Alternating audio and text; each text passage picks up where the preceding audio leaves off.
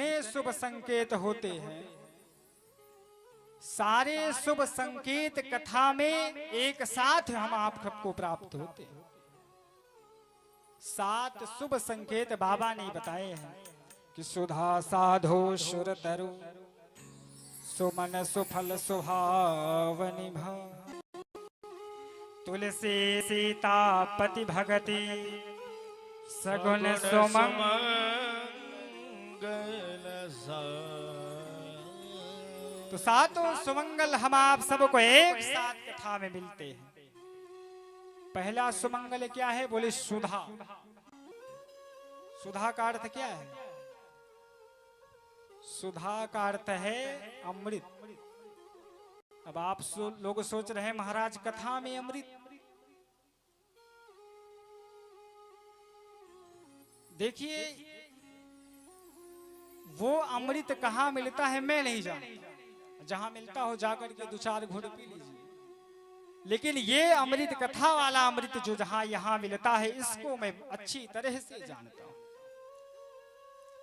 वो वाले अमृत को पीने के लिए आपको बहुत प्रयास करना पड़ेगा। आपने कथा सुनी होगी समुद्र मंथन की। देवता राक्षस रोज मंथन करते, अंत में जब 14वें रत्न के रूप में जब अमृत निकला भी, तो इंद्र का पुत्र जो था जयंत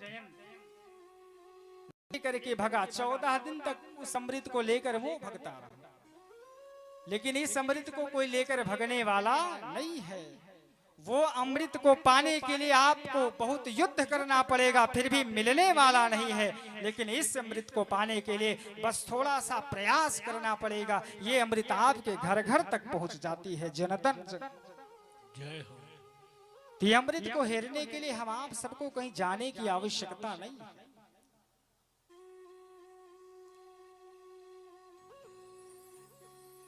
और इस अमृत को पीने के लिए कोई भेदभाव भी नहीं है। हाँ, उस अमृत को तो पीने के लिए बहुत भेदभाव है, लेकिन इस अमृत को पीने के लिए कोई भेदभाव नहीं है। सब ही सुलभ सब दिन सब देसा सेवत सादर समन करे। सब ही सुलभ सब गाओ सब देसा सेवत सादर समन करे। सुलभ है सब ही सुलभ सब देसा सेवत सादर समन करे। सेवत सादर समन करे। सबके लिए ये सुलभ है। कहीं भी किसी भी स्थान पर कैसे भी जैसे रहिए, बस केवल भगवान को भजते रहिए। स्वर्ग का अमृत आपको अमृतत्व प्रदान कर सकता है, लेकिन कथा का अमृत आपको अभयत्व प्रदान कर सकता है। स्वर्ग का अमृत आपको अमर कर देगा, लेकिन कथा का अमृत आपको अभयत्व बना देगा।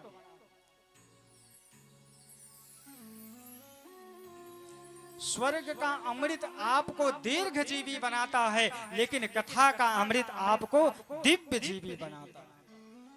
इसलिए कथा पहला क्या था? सुधा। तो सुधा जो पहला शुभ संकेत है, वो हम आप सबको कहां मिल रहा है? कथा। और दूसरा शुभ संकेत क्या है? साधु। कथा में साधु को हेरने की जरूरत नहीं पड़ती। अन्य जगह जाएंगे तो साधु को बुलाना पड़ेगा, और महाराज को बुलाएंगे तो पता है, एक महाराज को बुलाइए, समझिए 2 हाथी बांधे हैं दरवाजे। हाँ, दिन भर नाश्ता। हाँ, महाराज जी को बढ़िया चका। तो देखिए कथा पांडाल में आएंगे तो साधु संतों को बुलाना नहीं पड़ेगा। साधु संतों के दर्शन भी होंगे, उनके शरण में बैठ करके भगवान की कथा सुनने का अवसर भी प्राप्त होगा। और इस कथा में आएंगे तो कोई ऐसे वैसे साधु का दर्शन नहीं होगा, अरे उस साधु का दर्शन होगा जिसको प्रमाण पत्र मिला है कि सुनो भरत, अरे तात भरत तुम सब विधि साधु, तात भरत तुम सब विधि साधु, तात भरत सब विधि साधु, तात भरत तुम सब विधि साधु। सुनो भरत,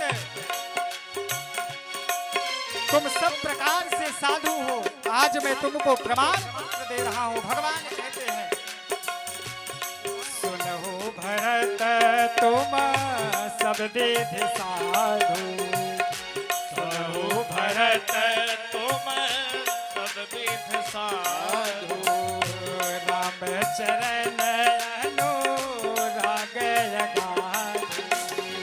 सुनहो भरत तुम सब विधि साधु, सुनहो भरत तुम सब विधि साधु, राम चरण अनुराग गाधु, राम चरण अनुराग गाधु, राम चरण अनुराग गाधु। तो उस साधु का दर्शन होगा जिसको प्रमाण पत्र मिला है।